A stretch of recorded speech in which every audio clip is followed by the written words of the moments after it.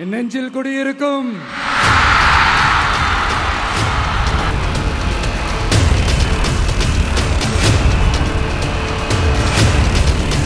ஆறு மாசம் அமைதியா இருப்போம்னு சொன்னவங்களாம் 6 நாள் கூட அமைதியா இருக்க முடியல. பாவம் ஒரு கல்யாண வீட்டிலலாம் போய் புலம்பிட்டு இருக்காங்க. 1977ல நீங்க போடாத ஓட்ட 2026ல நீங்க போட்டிருக்கிறீங்க. இன்னும் கொஞ்சம் அதிகமா ஆதரிச்சிருந்தீங்கன்னா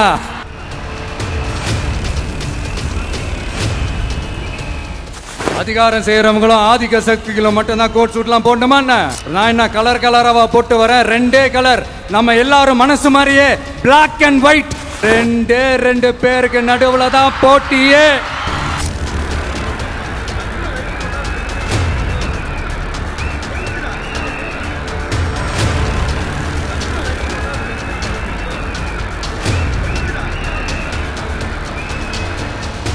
திமுக ஸ்டைல்லே சொல்லணும்னா ரீல்ஸ் போட்ட கூட்டம்லாம் இப்ப நியூஸ் பார்த்துக்கிட்டு இருக்கிறாங்க. அதுல நமக்கு சந்தோஷம் தான், பெருமை தான். நீங்க தற்குறின்னு சொன்னீங்களே, அவங்க தான் உங்களோட அரசியல் வாழ்க்கையே ஒரு கேள்விக்குறி ஆக்கி இருக்கிறாங்க. இந்த கவர்ச்சியில மயங்கி மக்கள் நமக்கு ஓட்டு போட்டுட்டாங்களா? நான் என்ன சரி விடுங்க.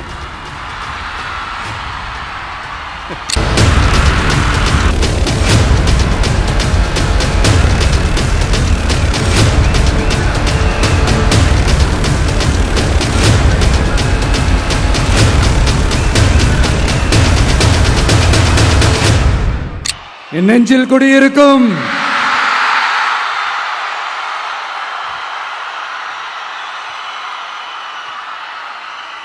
தமிழக மக்கள் உங்கள் அனைவருக்கும் என்னுடைய வணக்கமும் என்னுடைய நன்றிகளும். குறிப்பா திருச்சி கிழக்கு தொகுதி மக்கள் உங்கள் அனைவருக்கும் என்னுடைய ஸ்பெஷல் வணக்கமும் ஸ்பெஷல் நன்றிகளும். இதை நான் ஏன் இப்படி சொல்றேன்னா, என்னை இப்போ பெரம்பூர் தொகுதி எம்எல்ஏன்னு தான் சொல்லுவாங்க. பட் ஆனால் அது எலெக்ஷன் கமிஷனோட அந்த சட்ட விதிகளுக்கு மட்டும்தான் அப்படி. ஆனால் என்னை பொறுத்த வரைக்கும், தமிழ்நாட்டை பொறுத்த வரைக்கும், தமிழ்நாட்டுக்கு எப்படி திருச்சி ஒரு இதயம் மாதிரியோ, அந்த மாதிரி என்னோட இதயத்துக்கு திருச்சி கிழக்கு தொகுதி மக்களும் ரொம்ப ரொம்ப ரொம்ப க்ளோஸ் தான். அதுல எந்த மாற்றமும் கிடையாது. சரிங்களா?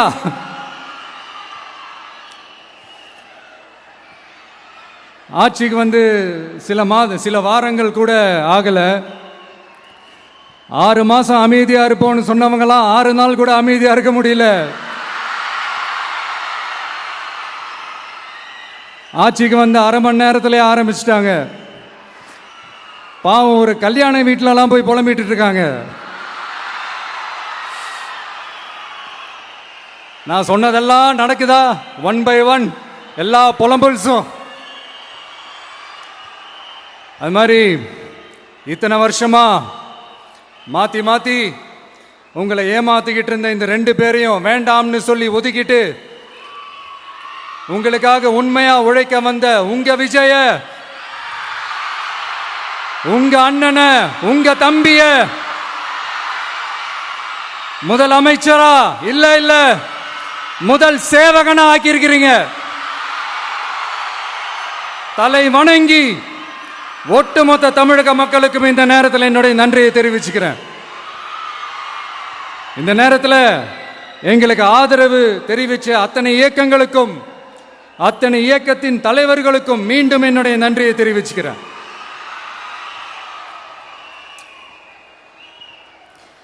புரட்சி தலைவர் எம்ஜிஆர் அவர்களுடைய முதல் தேர்தலில் கூட இந்த அளவுக்கு ஒரு ஓட் பர்சன்டேஜ் வாங்கல அப்படின்ட்டு நிறைய பேர் சொன்னாங்க.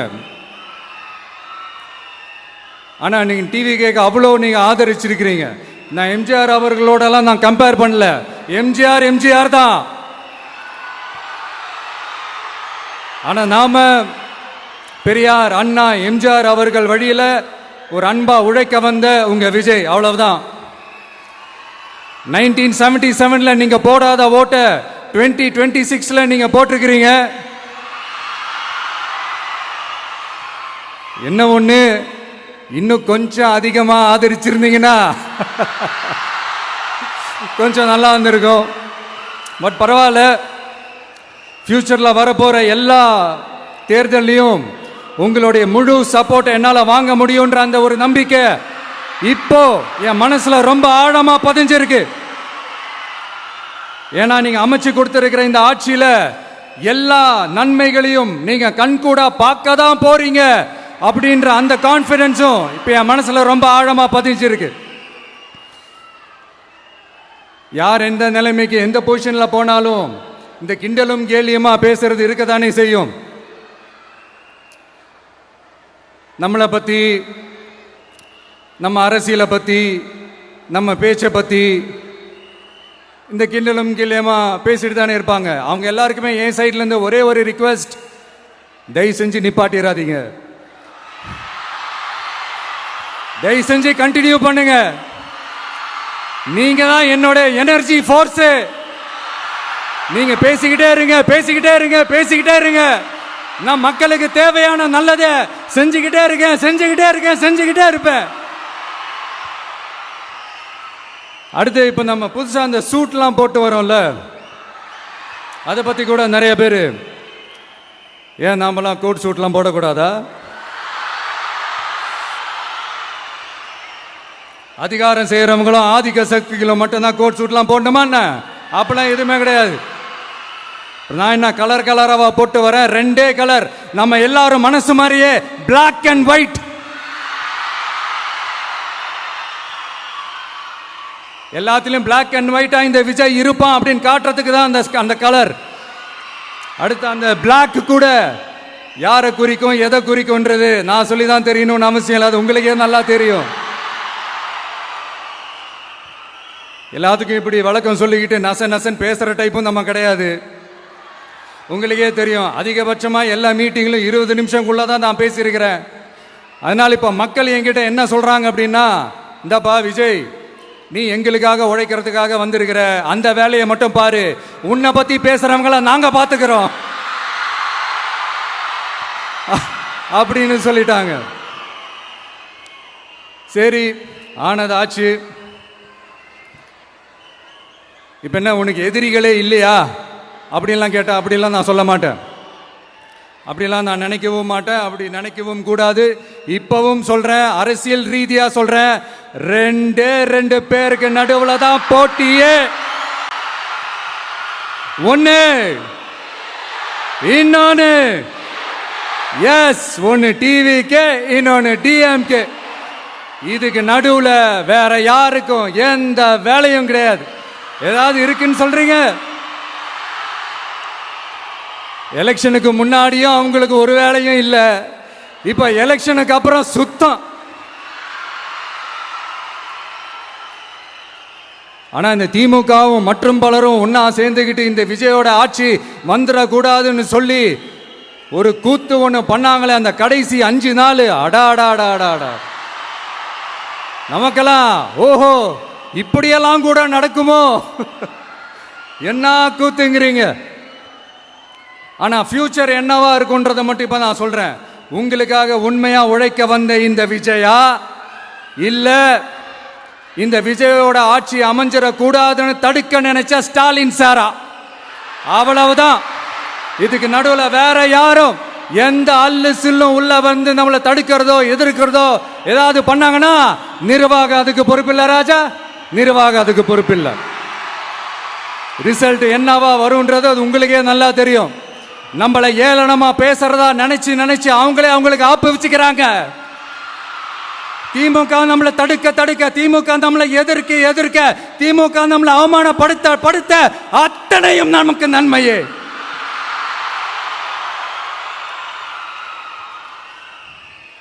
ஒன்று கவனிச்சிங்களா மக்களே, நம்ம ஆட்சிக்கு வந்ததுக்கு அப்புறம் ஒரு விஷயம் ஒன்று நடந்துகிட்டு இருக்கு. இது இந்த ஜென்சி தலைமுறையை அட்ராக்ட் பண்றதுக்காக இங்கிலீஷ் தமிழ் கலந்த அறிக்கை, அது சொல்ல வந்த நினைச்சிங்களா? அந்த காமெடி எல்லாம் கிடையாது. அடுத்து இந்த ரியாலிட்டியை மறந்துட்டு இந்த ரீல்ஸ் போடுறது, அது சொல்ல வந்தீங்களா? அந்த காமெடியும் கிடையாது. இது சீரியஸாக ஒரு விஷயம் நடந்துக்கிட்டு இருக்கு. முன்னெல்லாம் சட்டசபையில் யார் பேசுனா நமக்கு என்ன, யார் அடிச்சுக்கிட்டா நமக்கு என்னன்ற இருந்த கூட்டம்லாம் இப்போ சட்டசபையில் என்ன நடக்குது, என்ன பேசிக்கிறாங்கன்றது ரொம்ப உன்னிப்பாக கவனிக்கிறாங்க. கவனிச்சிங்களா? திமுக ஸ்டைல்லே சொல்லணும்னா ரீல்ஸ் போட்ட கூட்டம்லாம் இப்போ நியூஸ் பார்த்துக்கிட்டு இருக்கிறாங்க. அதில் நமக்கு சந்தோஷம்தான், பெருமை தான். நம்மளுடைய யங்ஸ்டர்ஸ், நம்ம பெண்கள் எல்லாம் அந்த அரசியல் என்னன்னு தெரிஞ்சுக்கணும், அந்த அரசியல் என்னன்னு புரிஞ்சுக்கணும்னு அப்படி ஒரு விழிப்புணர்வு ஏற்பட்டிருக்கு. அதுல எங்களுக்கு சந்தோஷம்தான். இதெல்லாம் யாரால நடந்திருக்கின்றது நான் சொல்லிதான் உங்களுக்கு தெரியணும்னு அவசியம் இல்லை, அது உங்களுக்கே நல்லா தெரியும். இப்படிப்பட்ட நம்ம தெய்வங்களை, இப்படிப்பட்ட நம்ம மக்களை தற்குறின்றது இன்னமும் சொல்லிக்கிட்டு இருக்கிறாங்க. நான் காஞ்சிபுரத்தில் சொன்னதை தான் இங்க நான் திரும்பவும் ரிப்பீட் பண்றேன். நீங்க தற்குறின்னு சொன்னீங்களே, அவங்க தான் உங்களோட அரசியல் வாழ்க்கையே ஒரு கேள்விக்குறி ஆக்கி இருக்கிறாங்க. கேள்விக்குறி ஆக்கிட்டாங்க, இன்னமும் ஆக்க போறாங்க. அன்னைக்கு நான் சொன்னப்போ சிரிச்சவங்க இன்னைக்கு என்ன பண்ண போறாங்களோ. உண்மையை சொன்னாதான் அந்த கூட்டத்துக்கு கசக்குமே. உண்மையிலே நீங்க மக்கள் மனசை புரிஞ்சு வச்சிருந்தீங்கன்னா நீங்க இப்படி மக்களை தப்பாவே பேசியிருக்க மாட்டீங்க. அது என்ன, அப்புறம் அரசியல் புரிதல் இல்லாம மக்கள் நமக்கு ஓட்டு போட்டுட்டாங்களாம். இந்த கவர்ச்சியில மயங்கி மக்கள் நமக்கு ஓட்டு போட்டுட்டாங்களா? நான் என்ன, சரி விடுங்க.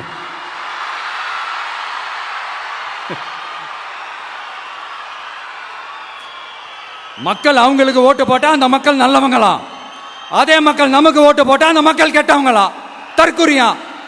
இதே மக்கள் தான் இத்தனை வருஷமா உங்களுக்கு ஓட்டு போட்டுட்டு இருந்தாங்க.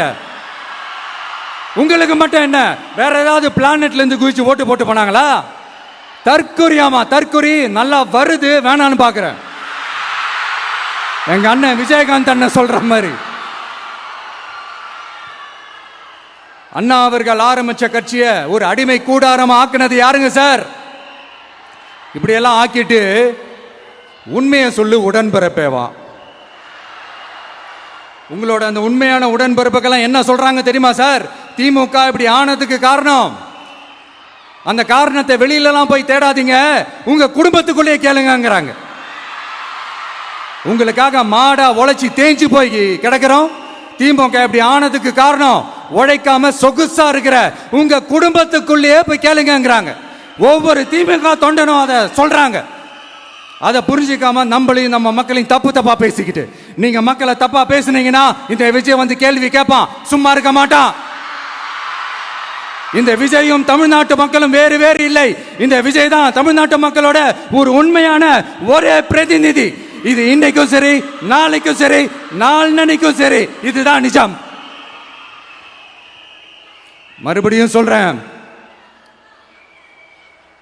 நமக்கும் மக்களுக்கும் இடையே இருக்கிற இந்த பூர்வ ஜென்ம பந்தத்தை, அந்த உறவை ஏதோ இந்த சதிகள் சூழ்ச்சிகள் பண்ணி யாராலையும் எதுவும் கெடுக்கவே முடியாது. கெடுக்க ட்ரை பண்ணீங்க நம்ம ஆட்சிக்கெல்லாம் வரதுக்கு முன்னாடி. என்ன சதிகள், என்ன சூழ்ச்சிகள், என்னென்னலாம் பண்ணி எப்படியெல்லாம் தடுத்துடலான்னு. ஆனா இப்ப ஆட்சிக்கு வந்த இந்த சாமானிய மக்கள் ஆட்சியை நீங்க இந்த எதிர்கட்சியா இருக்கும் போது ஒன்று யூஸ் பண்ணுவீங்கல்ல, இந்த பழைய டெக்னிக், அதெல்லாம் யூஸ் பண்ணி நம்மளையும் மக்களையும் பிரிச்சலாம்னு நினைச்சீங்கன்னா அது ஒரு காலம் நடக்காது. மக்கள்லாம் ரொம்ப தெளிவாயிட்டாங்க சார், ரொம்ப தெளிவாயிட்டாங்க.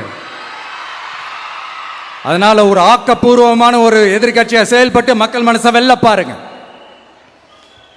இந்த கடைசி லாஸ்ட் 1 மந்தா நடந்த ஒரு சில விஷயங்கள் உங்ககிட்ட நான் ஷேர் பண்ணணும்னு ஆசைப்படுறேன். இந்த 200 யூனிட் மின்சாரம், கட்டணமில்லா மின்சாரம் அறிவிச்சோம். அதில் ஆல்ரெடி இருந்த 100 யூனிட் திமுக கொடுத்தது கிடையாது மேடம், ஜெயலலிதா மேடம் இருந்தப்போ செஞ்சுட்டு போனது. ஸ்டாலின் சார் பதவி போன அந்த கடுப்புல அறிக்கையா விட்டு தள்ளிக்கிட்டு இருக்கிறாரு. என்ன பண்ணீங்க உங்களுடைய ஆட்சியில?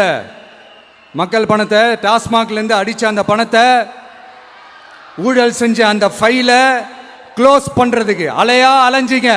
ஆனா இந்த விஜய் மக்களுக்கு தொந்தரவா இருக்கிற அதே டாஸ்மாக க்ளோஸ் பண்ணா. விவசாயிகளோட அந்த கடனை தள்ளுபடி மேக்சிமம் இந்த 1 மந்த்ல என்ன செய்ய முடியுமோ அதை செஞ்சான்.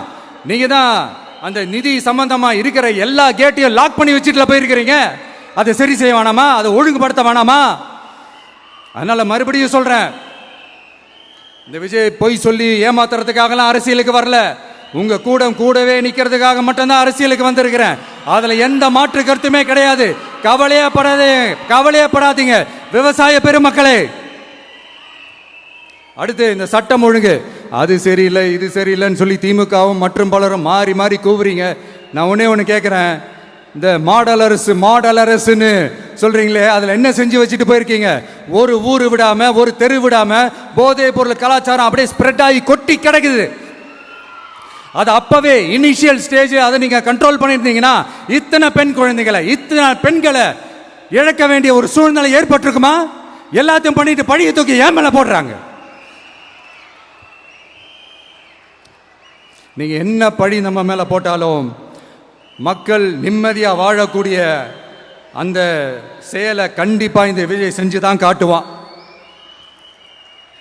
அதுக்காக தான் எஃபிஷியன்டான போலீஸ் ஆபீசர்ஸ் நான் அப்பாயிண்ட் பண்ணியிருக்கிறேன். எஃபிஷியன்டான அந்த போலீஸ் ஆபீசர்ஸ் டீம் நான் அப்பாயிண்ட் பண்ணியிருக்கிறேன். பெண்கள் பாதுகாப்பான அந்த சிங்க பெண் காவல் படை நெக்ஸ்ட் வீக் அதை இனாகரேட் பண்ண போறோம். தப்பு செஞ்சவங்களுக்கான தண்டனை, அதுக்கான சார்ஜ் ஷீட் எல்லாமே ரொம்ப ஃபாஸ்டா ரொம்ப ஸ்பீடா செய்யறதுக்கான அந்த வேலையை செய்ய சொல்லி இருக்கிறோம். கோர்ட்ல கூட தப்பு செஞ்சவங்களுக்கான அந்த கடுமையான தண்டனை வாங்கி கொடுக்கறதுக்கான அந்த வேலையையும் ரொம்ப சீக்கிரமா செய்ய சொல்லி இருக்கிறோம். அதனால நீங்க என்ன பழி நம்ம மேல போட்டாலும் உண்மையா உறுதியா மக்களுக்கு தேவையான எல்லா விஷயங்களையும் இந்த விஜய் செஞ்சு தான் காட்டுவான். இப்படியெல்லாம் நம்ம சொல்றதுனால இவங்க என்ன சொல்லுவாங்க தெரியுமா? அவங்க தான் ஆட்சியிலே இல்லையே, அப்புறம் ஏங்க அவங்கள குறை சொல்றீங்க அப்படின்னு கேட்பாங்க. வேர்ல வெந்நியை ஊத்திட்டு போனவங்கள வெளிச்சம் போட்டு காட்டாம பின்ன வேற என்ன சொல்லுவாங்க? இதெல்லாம் மக்கள் கிட்ட நம்ம தெளிவாக எடுத்து சொல்லணும் இல்லையா? அதுக்காக தான் இதெல்லாம் சொல்லிட்டு இருக்கிறேன். நம்ம மக்களுக்காக இவ்வளோ வேலை பார்க்குறோம், ஆனால் இவங்க அதையெல்லாம் விட்டுட்டு குதிரை பேரம் பண்ணுறாரு, அது பண்ணுறாரு, இது பண்ணுறாருன்னு சொல்லிட்டு தப்பாக கதையெல்லாம் அடித்து விட்டுக்கிட்டு இந்த தீய சக்தியும் தீந்து போன சக்தியும் அதாங்க திமுகவும் மற்றும் பலரும் ஒன்னா சேர்ந்துக்கிட்டு திருட்டுத்தனமா யாருக்கும் தெரியாம ஒரு ஓரமா மூலையில உட்கார்ந்துட்டு பேரம் பேசி கூட்டு சேர்ந்து ஆட்சி அமைச்சு கொள்ளையடிக்க திட்டம் போட்டாங்க. அது ஏன் தெரியுமா? உங்களோட இந்த டிவிக்கு ஆட்சி அமைஞ்சா அவங்க பொழப்பே போயிடும். அந்த கொள்ளையடிக்கிறது, லஞ்சம், ஊழல் எல்லாமே கத்தம். அதான் இந்த காரணம். அடுத்து ஸ்டாலின் சார், திமுக இப்போ தீய சக்தி மட்டும் இல்ல, மக்களை விட்டு ரொம்ப தூரமா போன தூர சக்தி, ஓர சக்தி, கோர சக்தி, பார சக்தி. நீங்க எப்போ இந்த தீந்து போன சக்தியோட நீங்க கூட்டு சேர்ந்துக்கிட்டு ஆட்சி அமைக்கணும்னு நினைச்சீங்களோ அப்பவே இந்த திமுக தூர்ந்து போன சக்தியாகவும் ஆயிடுச்சு. நீங்களாம் நம்மளை பத்தி அவதூறு பேசலாமா சார்? இது நியாயமா? மக்களை இவ்வளவு பெரிய மக்கள் சக்தி நம்மளோடு இருக்கும் போது நமக்கு எதுக்கு வேற அரசியல்?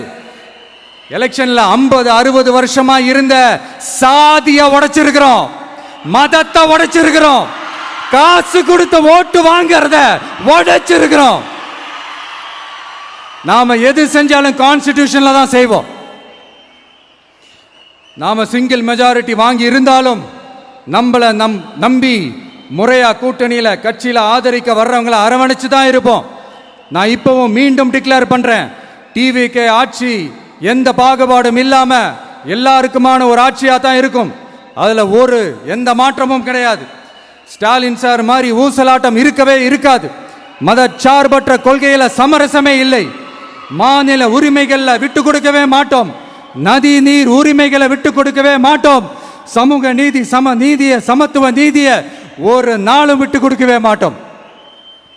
அதனால திருச்சி கிழக்கு தொகுதி மக்களே, தமிழ்நாட்டில் இருக்கிற 234 தொகுதியும் நம்ம தொகுதி தான். அதுல எந்த கட்சி ஜெயிச்சிருந்தாலும் அது நம்ம தொகுதி தான். பெரம்பூரா இருக்கட்டும், திருச்சி கிழக்கா இருக்கட்டும், எனக்கு 2 கண்கள் மாதிரி. அதுலயும் திருச்சி கிழக்கு என் செல்ல புள்ள மாதிரி. அதனால வரப்போற இடைத்தேர்தல்ல உங்க வீட்டில் இருக்கிற ஒருத்தரை உங்கள ஒருத்தரை தான் வேட்பாளரா நிக்க வைக்க போறோம். நீங்க எப்படி இந்த விஜய்க்கு ஆதரவு கொடுத்து ஓட்டு போட்டு ஜெயிக்க வச்சீங்களோ அதே மாதிரி வரப்போற இடைத்தேர்தல்ல உங்களுடைய அந்த வேட்பாளரையும் ஜெயிக்க வைப்பீங்கன்ற அந்த ஒரு நம்பிக்கை நான் முழுமையாக தான் நம்புறேன். உங்களுக்காக உழைக்க வந்திருக்கிறேன். உங்களுக்காக எல்லா விஷயத்தையும் நான் பார்த்து பார்த்து செய்வேன். ஊழல் இல்லாத, லஞ்சம் இல்லாத ஒரு ஆட்சியை நான் கொடுப்பேன். I understand. ஒரே நாள் அது நடக்காததான், மேஜிக் இல்லை. பட் ஒரு நாள் அதை நான் நடக்க வைப்பேன். எனக்கு இப்ப வேற எந்த வேலையும் இல்லை உங்களுக்காக உழைக்கிறத தவிர.